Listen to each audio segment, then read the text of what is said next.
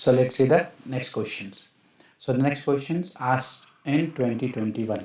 The question says, which of the following factors constitutes the best safeguard of liberty in liberal democracy? Now, अगर हम इस questions में देखें तो our key word in this question is best. So again, we need to find the most appropriate or the best options given. तो ऐसा हो सकता है कि इस क्वेश्चंस के ऑप्शंस में हमें एक या एक से ज़्यादा ऑप्शंस लगे जो सही हैं या जो उस फीचर्स को लिबरल डेमोक्रेसीज के फीचर्स को शो करती है, जो लिबर्टी को सेफगार्ड कर सकती है. But among them we need to find the best. Clear? So let's see the start discussing the options. So first option is committed judiciary.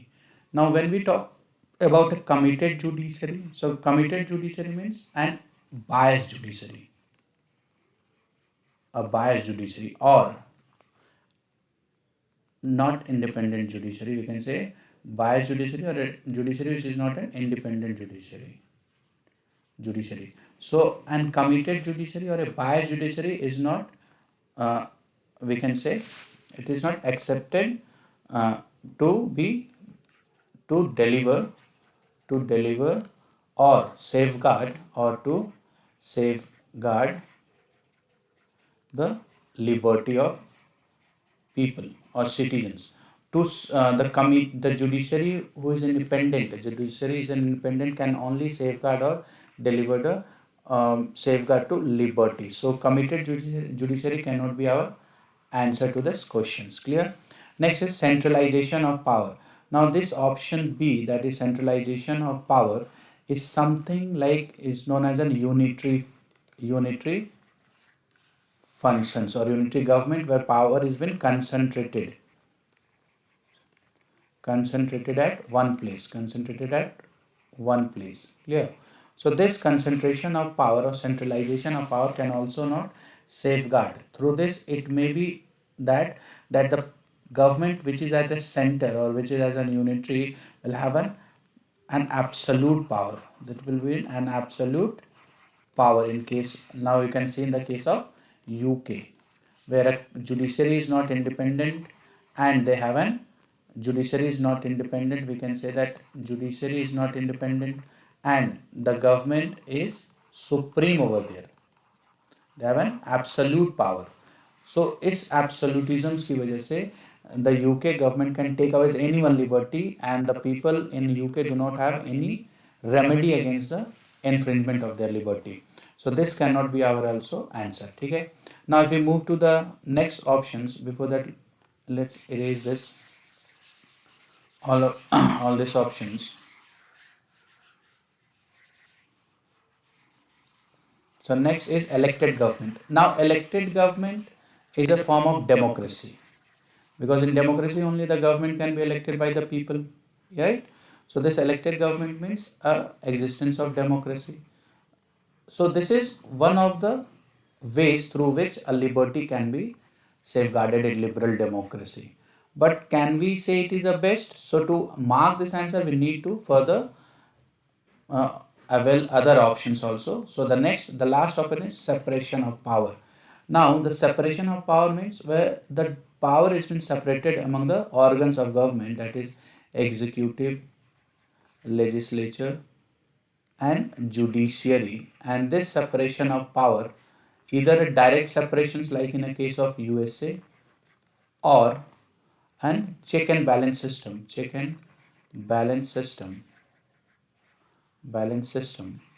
like India, is an best options or is an best way to safeguard the liberty. So among the four, our answer would be D, that is separation of power. Okay. Now you might also be understand why we have chosen D over C, because C is also feature but it is not the best. We need to choose the best safeguard measures, the best among the given options. Okay. Now let's see about the liberal democracy, what the term liberal democracy means here. So liberal democracy is a Western style democracy or substantive democracy, is a form of government that combines the organization of democracy with ideas of liberal political philosophy. Okay. Now if we see the elements within the liberal democracy, what are the elements? So first is elections between or among multi-distinct political party, right? It means the existence of multi-party system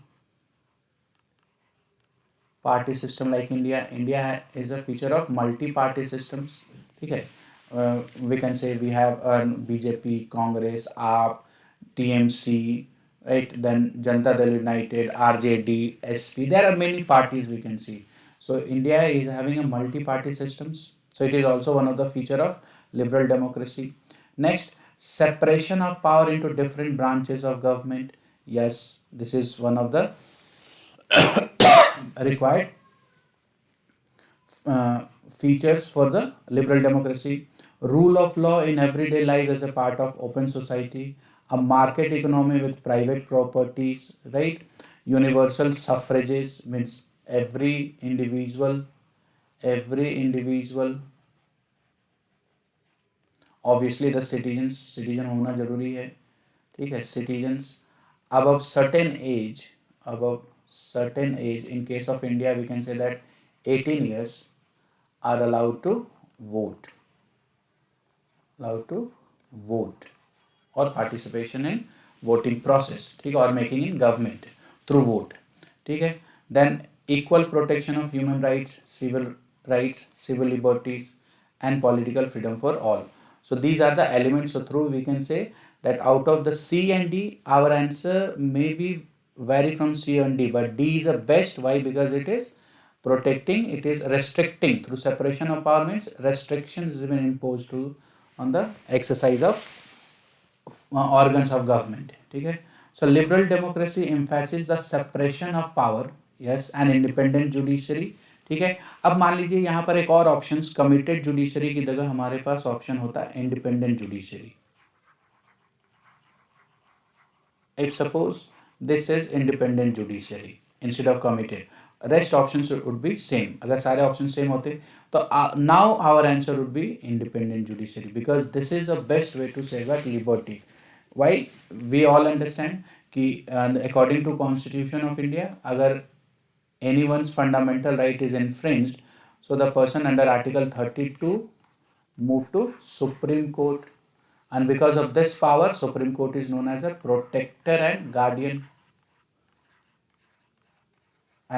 of fundamental rights. Yes or no? Yeah. So if अगर committed judiciary की जगह हमारे पास independent judiciary, तो this A would be our best options to mark the answer. But वहाँ पर independent नहीं है, committed judiciary है, तो our answer would be separation of power, as the right side of the points says, right? So liberal democracy emphasizes the separation of power and independent judiciary and a system of check and balance between branches of government. Multi-party system with at least two persistent viable political parties are characteristic of liberal democracy. Is clear? So this is the characteristic of liberal democracy. So we will see the next question. So the next question was asked in 2021. Now this question is a factual question, a fact-based question. इसमें आपका कोई भी concept नहीं है. This is a fact based, pure fact based question. तो अब अगर आप इसके बारे में जानते हो, then only you can mark. If you are not aware about this, so then you can not. If you mark, you will mark, might be a chances that you can mark a wrong answer, right? So you can be awarded a penalty for this. So अब इस type के questions में अगर आप fact based questions में if you are not comfortable, if you are not knowing anything, so it is advisable कि इस type के क्वेश्चंस को आप स्किप कर दें, ना ही करें, if you are not in a comfortable position. ठीक है, तो let's see this questions. So first statement, it says that N. Gopala Swamy Iyengar committee suggested that ministers and a secretary be designated solely for the pursuing the subject of administrative reforms and promoting it. So this is a wrong statement, because it is not only about the administrative reforms and promoting, right? It has been said parliamentary legal affairs committees is been done, and this is for not solely only for the administrative reform, but also for the operations and maintenance and personal capacities. Next says in 1970 the Department of Personnel was constituted on the recommendation of Administrative Reform Commission's 1966, and this was placed under the Prime Minister's charge. Yes, this is true. So which of the statements given above are correct? The second is our correct statement. Clear? So if you see the committee report of N. Gopaleswamy Iyengar report, which came in 1950, so it says in his report, namely reorganization of machineries of central government in 1950, recommended it for the groupings of ministers. Here talks about a secretary, such as a minister and secretary, but it says a grouping of ministers, improvement in the capacities of personnel, and also in the working of operation and maintenance. So it is not only on the administrative but also on operation and maintenance, and plus it is a grouping of ministers, not including the secretary. So because of this is incorrect. Clear? Now if you see, the union government formed the following committees based on an Iyengar recommendations. So defense committee is based on Iyengar report 1950, economic committee, parliamentary and legal affair committee, and administrative organization committee has been formed on the basis of the report of 1950. Okay? Now let's see the fact. Let's check the fact about the second statement. So the Department of Personnel DOPT was established in August 1970 under the Cabinet Secretariat in response to the recommendations of Administrative Reform Commission's 1966.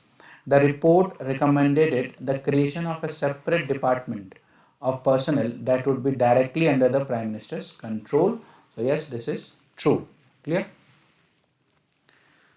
Now let's move to the next questions. Again, the next questions is, again we can call it is a kind of factual questions, a fact-based questions, right? But this type of questions you might have learned from your notes, or with whatever the notes you are following. There may be you have the chances कि आपने इसको पढ़ा होगा. चलिए, this question was asked in 2020. So let's see the questions. Other than the fundamental rights, which of the following parts of the Constitution of India reflect the principles and provisions of Universal Declaration of Human Rights 1948? So does it means the fundamental rights reflect the provisions or principles of UDHR? Other than the fundamental rights, if you see the preamble, directive principle of state policies, fundamental duties. So yes, all the three plus fundamental rights have a provision, reflect the provisions of UDHR. Now let's see about the UDHR. So Universal Declaration of Human Rights UDHR of 1948 established several core principles and provisions like universality. It talks about the universality, that is means on the virtue of birth, by virtue of birth, everyone is entitled with certain human rights, so that cannot be taken away. So it means the rights, some rights which can be extended to everyone irrespective of their race, gender, religion, culture or ethnicity. Okay? Inalienability, it means it cannot, the rights which they are being entitled just by virtue of birth cannot be taken away. Some rights cannot be taken away, which has been, they have been entitled just, they have been taken birth as a human. Interdependence and indivisibility means all rights are equally important, which has been provided to the human rights in the form of human rights, and none can be fully enjoyed without the others. Okay? Then equality and non-discriminations. All people are entitled to their human rights without discriminations. So everyone is without discriminating on the basis of race, gender, religion, culture or ethnicity. Everyone should enjoy the right. Rights and obligations. Human rights entails both rights and obligations. This obligation is based on, obligation is applied to individuals also in the form of duties, right? And this is also applicable to states. That states are also obliged to give freedom or enjoyment of the rights to individuals, right? To provide the provide rights to individuals. Then freedom from discriminations. Article 2 of the UDHR address freedom from discriminations on the basis of race, gender, religion, culture, ethnicity. This can also be visible in our part 3rd of the Constitution, that is fundamental rights, from Article 14 to 18. We can see it talks about abolitions of or prohibitions, prohibiting the discriminations. Then right to fair trial. Article 11 of EDHR requires that each person has access to a fair trial, which includes adequate legal protections and right to a lawyer. Okay. Then this right to fair trial can be visible in Indian Constitution at two places. First, under Article 21, that fair trial is a fundamental right. Second, under the DPSP, where the state is obliged to provide free legal aid. Free legal aid to the, under Article 39A, where to provide free legal aid to individuals who is not in positions to hire the legal practitioner uh, because of financial conditions, or we can say then without having no knowledge about that. Okay. Then next is right to leave and return to one's country. Everyone has a right to leave any country including their own and return to their country, so no one can be restricted. Again, this is been obligations on a state, that a state cannot restrict or force anyone to stay in a country. Right to seek asylum. Everyone has a right to seek and to enjoy in other countries asylum from persecutions. Right. So asylums, those who taken asylums, asylums may be because of a war in their country or because of a natural disasters in their country. They move to the next or to the another country without documentations, asylums, or we can take any, if anyone can asking and protections from any country, from their own country, so that can also be asylums. Clear? So now if you see the how the UDHR reflect in our constitutions or influence our constitutions. So UDHR, Universal Declaration of Human Rights 1948, influenced the Constitution of India in multiple way, like the in the preamble. So the preamble of the Constitution reflect the spirit of UDHR by committing to justice, liberty, equality, and fraternity. Fundamental rights. Article 12 to 35 of the Constitution of India deals with fundamental rights, which are rights that can be directly enforced against the state if violated. Right, that is given under Article 32 of the Constitution, which empower the Supreme Court. These rights includes the right to equality, freedom of religion, freedom of speech. So this is also influences. So part third is also having influence from the UDHR 1948. The provisions which is in 1948 UDHR is also been seen in fundamental rights. Directive principle of state policies. The DPSP found in part 4th of the Constitution reflect the social, economic and political rights of UDHR. The DPSP provide guidelines to states in governance and policy makings.